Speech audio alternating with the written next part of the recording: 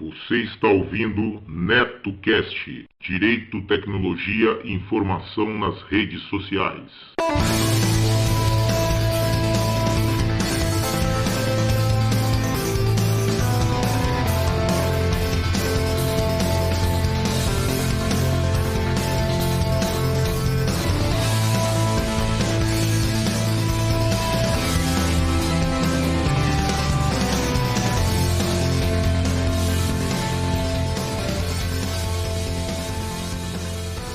Salve, salve galera, bem-vindos a mais um episódio do NetoCast. Vocês podem acompanhar nossos podcasts pelo Facebook, também pelo Twitter, ou se preferirem, acessem diretamente o nosso blog no endereço www.josecastanhasneto.blogspot.com. Agradeço as pessoas que participaram e deixaram seus comentários em nosso blog, lembrando que vocês podem nos enviar as notícias de seus eventos, anúncios e sugestões pelo nosso e-mail drcastanhas@gmail.com. Este NetoCast chega até vocês com patrocínio de M&M Líder, tudo para construção.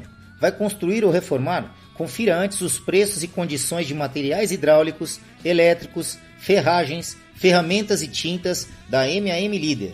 Lá você também encontra assistência técnica em fogões e aquecedores, conversão de botijão de gás para gás de rua e vice-versa. Passe na M&M, converse com o Maurício ou com a Ana e tenha a melhor qualidade pelo menor preço.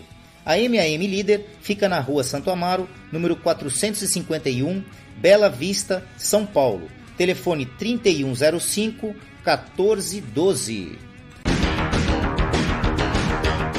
Giro NetoCast.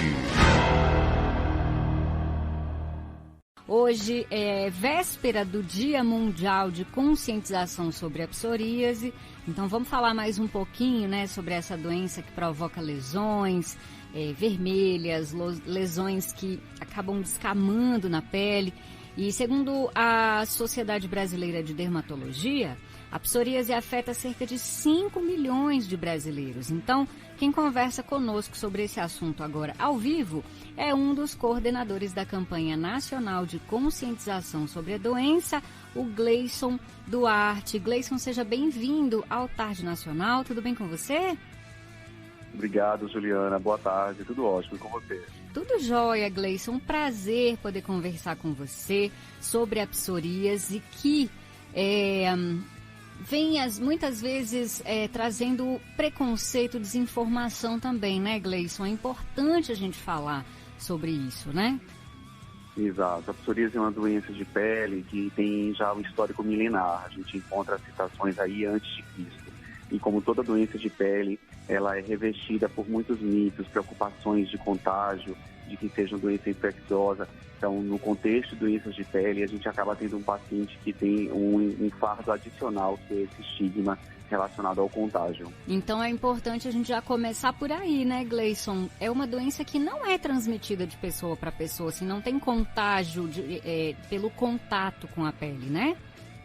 Exato. Por definição, a psoríase é uma doença imunomediada. Então, ela, na verdade, é decorrente de uma alteração do funcionamento normal do nosso sistema de defesa. Então, por um funcionamento anormal, as células são atacadas, elas proliferam em excesso, promove a formação das escamas, da vermelhidão e da elevação das placas nas regiões em que são acometidas. Então, se o processo todo decorre de uma alteração do sistema imune, não há nenhuma bactéria, fungo, vírus que esteja relacionada à formação dessas placas. Entendi. A questão genética pode ser um fator de risco para a psoríase, Gleison? É fundamental, porque na verdade a gente sabe que a psoríase ela vai ocorrer em indivíduos que tenham essa predisposição genética. Muitas vezes na anamnese, que é aquele momento que a gente conversa com o paciente, nem sempre o paciente tem um histórico na família, às vezes ele não tem ou às vezes ele não conhece, mas sempre para ter psoríase ele precisa ter alterações lá no seu código genético que vão fazer com que ele seja predisposto. E muitas vezes esse gene é carregado por um outro familiar até, mas ele está silencioso, ali como a gente chama de incubado, porque ele não encontrou oportunidade para se expressar. Existem fatores ambientais que são gatilhos para esses genes. Pode ser o cigarro, pode ser o álcool, um estresse emocional, alguns medicamentos, até mesmo infecções por Covid levaram pessoas que não sabiam que tinham predisposição à psoríase a apresentar a manifestação da doença agora durante a pandemia. Nossa, Gleison, essa da Covid eu não sabia. Como que é, geralmente, em quais partes do corpo a psoríase se manifesta? Na forma mais frequente de psoríase, que é a psoríase em placas, que responde aí por 80% dos casos, as lesões classicamente vão acometer os cotovelos, os joelhos, o couro cabeludo, e aí se confunde muito com caspa, com seborreia. Também pode apresentar placas ali na região lombar, já na transição para as nádegas.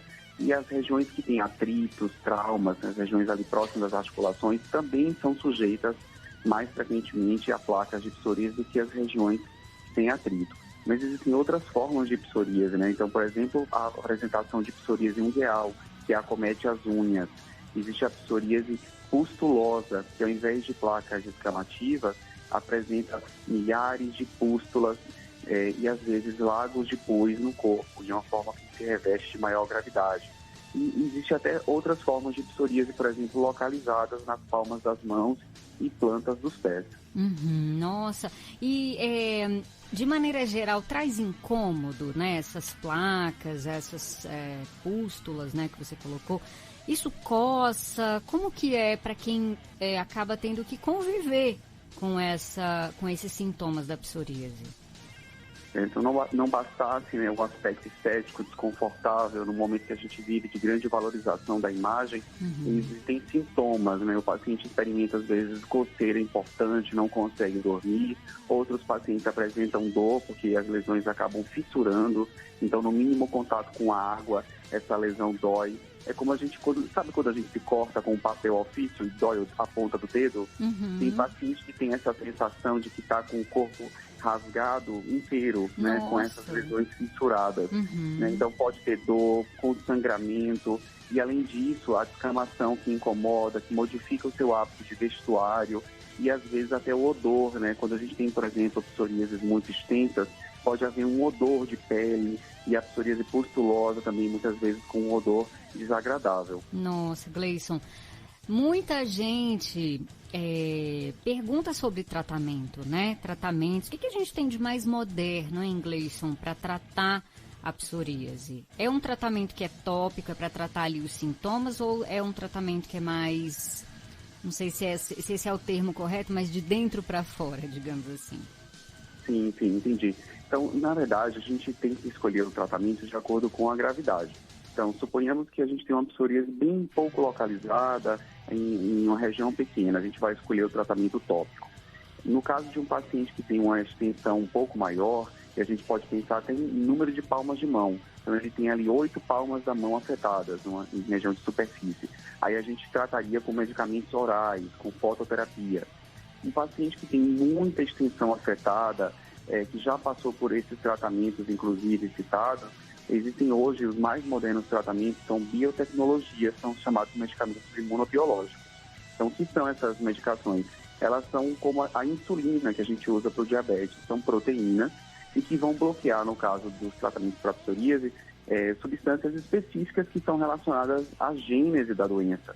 E daí, quando eu faço esse bloqueio específico, é como se eu estivesse atacando com raio laser exatamente a raiz do problema. Então, acaba tendo uma eficácia super alta, os pacientes têm respostas, às vezes, em semanas de uma melhora da pele e com a redução dos efeitos colaterais, porque ao invés de usar uma metralhadora, eu estou usando um raio laser muito mais específico, né? Nessa analogia que eu estou fazendo, é um bloqueio muito mais específico do sistema imune. Entendi. Lembrando que não tem cura, né, Gleison? Mas o tratamento pode controlar a doença, é isso? Exatamente. A gente tem um controle da doença, felizmente os avanços foram grandes, a gente não tinha tantas estratégias 2 décadas atrás, e se pararmos para pensar, poucas doenças na medicina têm cura, né? A gente tem aí hipertensão, diabetes, colesterol alto, tantas doenças que não têm cura, mas que são tratadas. E a psoríase nada mais é do que uma outra doença que a gente tem em tratamento, mas que infelizmente ainda não é um tratamento que leva a uma cura definitiva. E você falou de uma coisa importante, dos gatilhos, né? e principalmente os gatilhos emocionais, o estresse, ansiedade, né? Que tudo isso pode ser gatilho para a psoríase. Então, eu queria que você falasse um pouquinho disso, né? De qual que é a importância da pessoa que tem psoríase, dessa pessoa estar atenta às suas emoções, né? Até o seu estilo de vida, né, Gleison? Perfeito. Isso é uma coisa crítica, porque é um círculo vicioso na vida do paciente com psoríase, né? Uhum. O estresse, ele é um gatilho que leva muitas vezes a doença a se manifestar, a sair do silêncio para manifestar a doença, e ao mesmo tempo é uma doença que tem todos esses impactos e que leva muitas vezes indivíduos a apresentarem maior chance de depressão, de ansiedade, até mesmo de ideação suicida. Então, é um gatilho que é desencadeador da doença, mas que ao mesmo tempo o fator emocional também pode advir da própria doença que não está corretamente tratada. Uhum. E o mote da campanha de psoríase esse ano que nós organizamos é exatamente entender que a psoríase é muito mais do que simplesmente placas na pele. Ela envolve todo um conjunto de sistemas que estão alterados, incluindo a saúde mental, e que o perfeito tratamento pode levar a uma vida plena, né, sem sequelas, e evitar essas complicações do não tratamento. Uhum. Você sabe, minha mãe tem psoríase, Gleison, e aí desde pequena que eu já convivo com essa doença, e é bem o que você falou, assim, ela passa por momentos em que a coisa tá mais crítica e depois melhora, mas tem uma coisa que até queria te perguntar, não sei se é coincidência, mas toda vez que ela vai pra praia, a psoríase dá uma boa melhorada, uma boa regredida, né? E aí a gente nunca sabe se é por conta da água do mar ou se é porque ela tá de férias e tá ali descansando, né, Gleison? Tá menos estressada. Pode ser as duas coisas ou não tem nada a ver a água do mar. Eu acrescentaria uma terceira coisa. Acredito que o mar, o relaxamento, né, tá ali num momento de férias, mas uma terceira coisa, a luz do sol, né? A psoríase não gosta de sol. Então, quando a gente tem um paciente com psoríase, o dever de casa do paciente sempre vai incluir ali hidratação e banhos de sol. Então, a gente pede para fazer 7, 10 minutinhos de banho de sol todos os dias, se for possível, deixando bater o sol na pele que está afetada. Essa radiação ultravioleta, ela tem um efeito anti-inflamatório e é segura se forem utilizados aí por poucos minutos. E a gente não pode substituir o sol por cápsulas de vitamina D, é preciso tomar o sol. Nesse caso, não adianta ter preguiça, tomar o sol e querer substituir por um comprimido. Que dica incrível, porque realmente faz todo sentido, assim, e é muito nítido, né, Gleison, para quem tem. Depois dessa exposição, eu achava que era água do mar, mas provavelmente era mesmo a exposição ao sol, como a pele fica melhor mesmo, né? E eu queria te perguntar sobre a hidratação, como que é, o que é recomendado e se a pele da pessoa que tem psoríase, se ela tende a ficar mais ressecada e qual que deve ser o cuidado com essa hidratação da pele. Hoje a gente sabe que os pacientes com psoríase têm um defeito de barreira na pele, então é uma pele mais porosa, como se ela tivesse ali uma falta do cimento entre as células. Então a gente evita hidratantes que tenham fragrâncias fortes, aqueles hidratantes cheirosos, com aromas que a gente sente de longe, aquilo não é o recomendado, mas tem hidratantes dermatológicos que são sem fragrância, com conteúdo de gordura adequado e até mesmo hidratantes que possuem ureia em determinadas concentrações, que além do efeito hidratante, vão também promover uma redução ali da escama e do seu aspecto escamoso. Então, esses hidratantes são bem interessantes, estudados cientificamente realmente para o uso em pacientes com psoríase. Maravilha. Ingestão de água, claro que é recomendado para todo mundo, mas para quem tem psoríase, deve ser assim, a pessoa deve ter um cuidado, uma atenção maior em não desidratar, por exemplo? A gente recomenda aquele hábito de alimentação saudável, então isso inclui aí, né, um aporte de água para um adulto de 70 quilos, está em torno de 2,5 litros a 3 litros por dia, né, a ingestão de frutas, legumes, verduras em abundância, não existe alimento vegetal proibido para o paciente com psoríase. Os demais alimentos de ordem animal também não são proibidos, mas a gente vai sempre fazer a escolha do mais saudável possível, a carne mais magra, o preparo do alimento mais saudável possível. E se a gente fizer uma alimentação saudável na maior parte dos dias da semana, né, pode até liberar o dia do lixo, mas na maior parte dos dias da semana que essa alimentação seja saudável, a gente já está fazendo o papel de um bom paciente. Então isso aí é fundamental, né, ter uma alimentação saudável. Eu preciso tirar lactose? Não. Eu preciso tirar o glúten? Muito excepcional. A gente tem umas situações bem específicas, mas só vale para uma minoria de pacientes. Então a gente não recomenda para todos os pacientes sair fazer dieta sem glúten, porque isso só vai valer realmente com benefício para uma pequena parcela dele. Entendi. A gente tem um ouvinte, Gleison, lá na Bahia, em Livramento de Nossa Senhora, o Manelzinho, que mandou mensagem, falou: boa tarde, Ju, eu tenho essa doença, fui em todos os médicos e todos falaram a mesma coisa. Eu tomo remédio tal, ele falou aqui o nome do remédio, aí falou: agora eu tô tomando o remédio genérico e eu quero saber se tem o mesmo efeito. E aí, Manel, e aí, Gleison, nesse caso, você sabe se tudo bem tomar o genérico, se é recomendado que se tome o remédio ali de determinado laboratório? Joia, boa pergunta. Eu também estou aqui na Bahia, né? Eu moro em Salvador, então acho que é interessante a gente ter um ouvinte daqui também, né?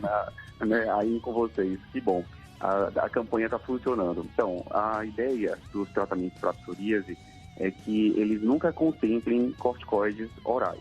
Então, às vezes o paciente vai num posto de saúde, na emergência, não tem acesso ao especialista, né, o dermatologista, e sai com a receita de corticoide oral. A gente não faz uso de corticoide oral para psoríase. Então, é a frase que, se puder esquecer tudo dessa entrevista, esquece, mas não esquece isso. A gente não usa corticoide oral nem injetável para psoríase. Qual que é o efeito do corticoide para quem tem psoríase, Gleison? No primeiro momento, ele tem um resultado espetacular. A pessoa acha que está curada da doença. Depois que o corticoide sai do corpo, ele promove uma piora, que a gente chama de rebote, e pode provocar rebotes graves com a psoríase pustulosa. Então, ele realmente não é parte do tratamento. Quando é acompanhado pelo dermatologista, o paciente vai estar fazendo uso de medicações que podem ser, inclusive, genéricas, tão confiáveis quanto as medicações de marca, e quando elas não atingem o resultado esperado num prazo de 3 meses, algumas com mais tempo, 4, 5, 6 meses, a gente faz a troca da medicação. Hoje em dia, não faltam medicações para psoríase, então não é por falta de medicamento que o paciente vai ficar com lesões. Então, às vezes, é por falta de acesso ao especialista, é que muitas vezes isso impede a pessoa se olhar e se enxergar sem placas de psoríase. Pois é, ele até comenta que, Ju, esse remédio tá me dando muita dor de cabeça. No caso, ele está tomando agora o genérico, mas talvez não seja nem porque é genérico, né, Gleison? Talvez porque não seja o remédio adequado. Tem que conversar com um especialista, né, Gleison? E tentar entender, eu não sei se o que ele está tomando é corticoide ou não, mas de toda forma, viu, Manelzinho? Fuja do corticoide. Exatamente. Tá bom. Gleison, você tem mais alguma consideração, algo que você queira falar, que você acha importante? Olha, eu acho que a gente contemplou os temas mais importantes, as mensagens principais, né, da campanha, mas que quem tiver dúvida adicionais, a Sociedade Brasileira de Dermatologia, ela tem um site, né, que a gente pode pôr no Google, né, Sociedade Brasileira de Dermatologia, e lá tem muitos esclarecimentos a respeito da psoríase, da nossa campanha. O paciente que não sabe onde encontrar um médico dermatologista pode acessar via o site da Sociedade Brasileira de Dermatologia e se dirigir, né, a um dermatologista credenciado e com selo da SBD. Eu acho que a gente com isso consegue acessar então quem é realmente digno de tratamento para essa doença. Perfeito. Gleison, muito obrigada pela sua participação. Foi muito bom conversar com você, viu? Uma ótima tarde. Obrigado, igualmente, para você também. Um abraço grande, até a próxima. Um abraço. Conversei com Gleison Duarte, ele que é um dos coordenadores da campanha nacional de conscientização sobre a psoríase. Amanhã é o Dia Mundial, né, de conscientização sobre a doença, e lá no site da Sociedade Brasileira de Dermatologia vocês encontram outras informações sobre a psoríase, tá bom? É o sbd.org.br.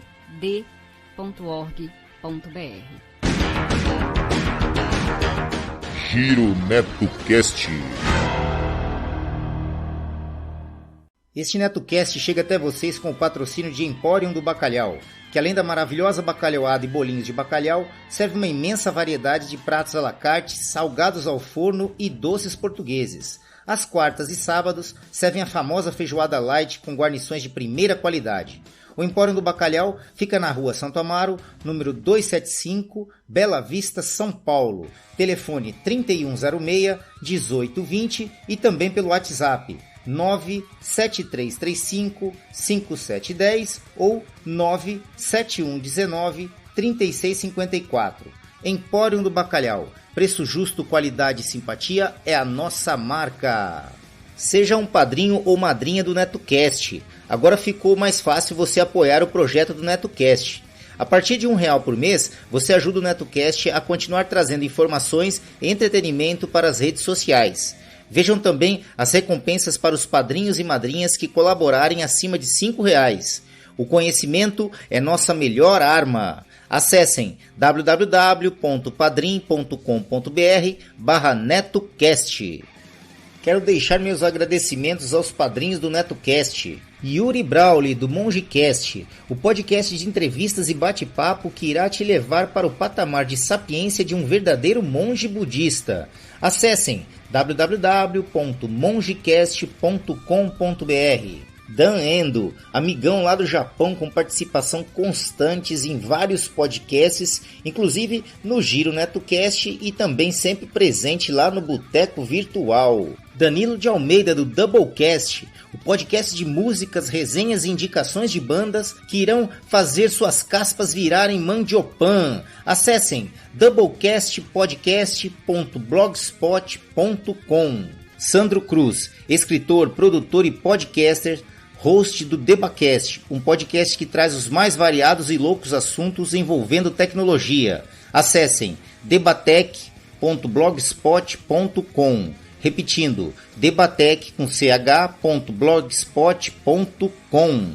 Fabiana Costa Souza, amigona que muito querida e inteligente dos bons tempos aqui da Bela Vista e que sempre apoiou o NetoCast desde o início. Meus sinceros agradecimentos, pois suas contribuições são fundamentais para manter o NetoCast no ar. O conhecimento é nossa maior arma. Você que tem o aplicativo PicPay instalado em seu smartphone, agora também pode realizar suas contribuições diretamente pelo aplicativo. A partir de R$1, você ajuda a manter o NetoCast no ar. Isso mesmo, menos que um cafezinho. Procurem por @NetoCast diretamente em seu aplicativo PicPay e ajude o NetoCast.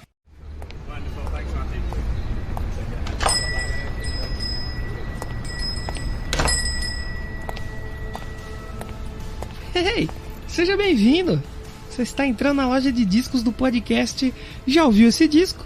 Eu sou Danilo de Almeida e toda semana eu apresento um episódio novo onde eu falo sobre discos, suas histórias e curiosidades e também divido algumas experiências pessoais com o disco abordado na semana. Fica à vontade, aqui você vai conhecer discos novos ou relembrar discos que também marcaram a sua vida de alguma maneira. Tenho certeza que você vai gostar desse podcast. Então fica à vontade, escolhe um disco, põe na vitrola e qualquer dúvida me chama. Não se esquece, hein? Danilo de Almeida, podcast Já Ouviu Esse Disco? Tá aqui meu nome no crachá. Já ouviu esse disco? Já ouviu esse disco? Todas as faixas musicais utilizadas neste podcast, seja como fundo musical ou encerramento, possuem licença Creative Commons ou Royalty Free, sendo que as fontes e seus links estão relacionadas no post. Bom, é isso, galera. Quem tiver interesse em anunciar aqui no NetoCast, basta nos enviar um e-mail para drcastanhas@gmail.com que remeteremos as quantidades de anúncios e os valores. Vamos ficando por aqui. Eu sei, galera, eu sei. Amanhã tem mais. Não esqueçam de seguir o nosso blog www.josecastanhasneto.blogspot.com e curtir a nossa página no Facebook www.facebook.com/NetoCast podcast, tudo minúsculo e emendado. Ou se preferirem, acessem diretamente a barra de pesquisa lá do Facebook, procurem lá NetoCast, tudo em maiúsculo. Assim que vocês visualizarem nosso alto-falantezinho branco e vermelho, acessem a página, dêem um curtir e ajudem o nosso programa. Além das redes sociais, Facebook, Twitter, o NetoCast também está disponível no Spreaker, Spotify, iTunes, nos agregadores para Android e aplicativo podcast para iPhone e iPad. Basta procurar por NetoCast nestas plataformas, assinar e acompanhar gratuitamente nossos episódios. É isso. Um abraço a todos e até o próximo episódio do NetoCast. Fui!